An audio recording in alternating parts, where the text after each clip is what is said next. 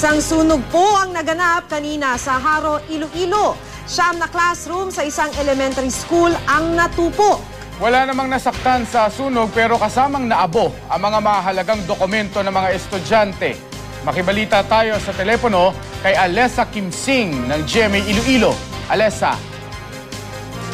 Yes, Mark, Maki, bandang alauna kanina nagsimula ang sunog sa Haro 2 Elementary School dito sa Iloilo City. Naabutan pa namin ang malaking apoy habang nilalamon nito ang nasa siyam na silid ng paaralan. Halos hindi makalapit ang mga bumbero dahil sa kapal ng usok.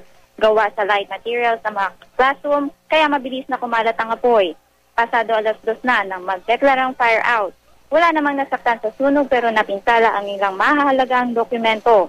Kabilang dito ang mga report card at diploma ng mga estudyante. Hindi pa tiyakan sa ninang sunog pero posible raw na dahil ito sa pagputok ng aerator ng aquarium o problema sa linya ng kuryente. Inaalam pa ang halaga ng mga ari-ariang napinsala. Alessa Kimsing, Nagbabalita, Pilipinas.